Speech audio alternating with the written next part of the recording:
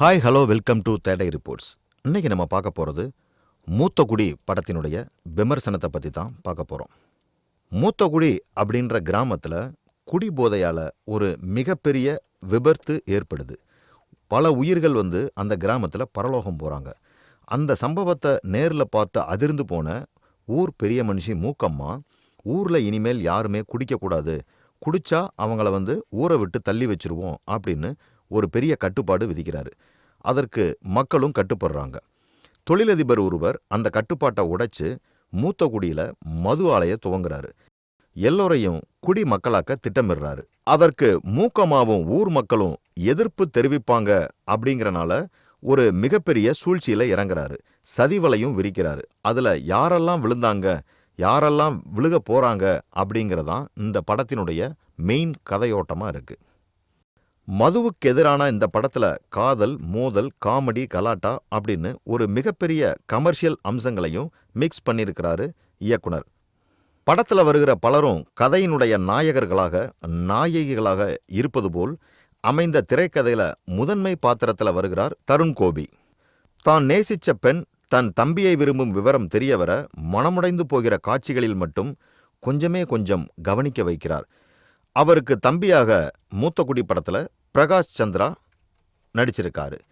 நாயகி அன்விஷா மிகவும் லட்சணமாக இந்த திரைப்படத்தில் நடிச்சிருக்காரு. சிரிக்கும்போது அந்த லட்சணம் ரொம்பவே அதிகமாக மக்களை கவருது. தான் விரும்பும் ஆணிடம் காதலை சொல்வதாக நினைத்து அவனுடைய அண்ணனிடம் மனம் திறந்து பேசி ஒரு மிகப்பெரிய மடத்தனத்தை செஞ்சிடறாரு. நிறைவு காட்சியில் கத்தி ரத்தம் அப்படின்னு வேறொரு அவதாரம் எடுக்கிறார். அவருடைய நடிப்பில் எந்த குறையுமே இல்லைங்க. செல்வத்தோடும் தன் பேச்சுக்கு ஊரே கட்டுப்படுகிற செல்வாக்கோடும் இருக்கிற மூதாட்டி மூக்கம்மாவாக KR விஜயா பெரிதாய் அலட்டிக் கொள்ளாமல் அனுபவ நடிப்பில் ஏற்றிருக்கும் கதாபாத்திரத்திற்கு மிகப்பெரிய கம்பீரமே சேர்த்திருக்கிறார். தலையாரிய தள்ளாட வைத்து ஊரில் குடிப்பழக்கத்தை ஏற்படுத்துவது, ஊரில் மது வாசனையே கூடாது என கட்டுப்பாடு விதித்தவரின் வாரிசுக்கு மப்பு ஏத்தி தப்பு பண்ண தூண்டுவது என கடத்தோடும் காட்சிகளில் இயக்குனர் ராஜ் கபூரிடமிருந்து வெளிப்பட்டிருக்கிறது மிகவும் பொருத்தமான வில்லத்தனம். சுந்தர்ராஜன் சிங்கம் புலியோட காம்பினேஷன் படத்திற்கு ரொம்பவே கலகலப்பு, ரொம்ப எக்ஸலண்டா அமைஞ்சிருக்குன்னு சொல்ல முடியும்.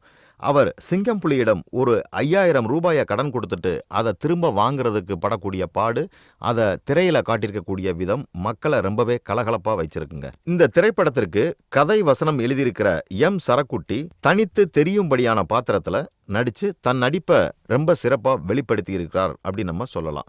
தண்ணிக்கு எதிரான இந்த படத்துல காஸ்டியூமுக்கும் பணத்தை தண்ணியா செலவு செஞ்சிருக்காங்கன்னு சொல்லலாம்.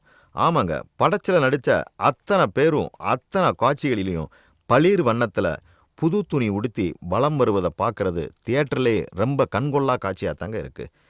கதை மாந்தர்களினுடைய உடைகளில் இருக்கிற பளபளப்பு ஒளிப்பதிவுல இன்னமும் சிறப்பாகவே காட்டியிருக்காங்க.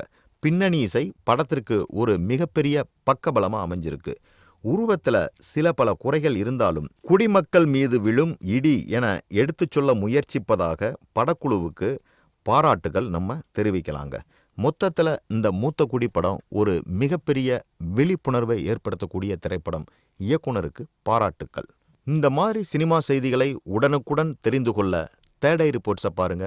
கமெண்ட் பண்ணுங்க, லைக் பண்ணுங்க, ஷேர் பண்ணுங்க, சப்ஸ்கிரைப் பண்ணுங்க.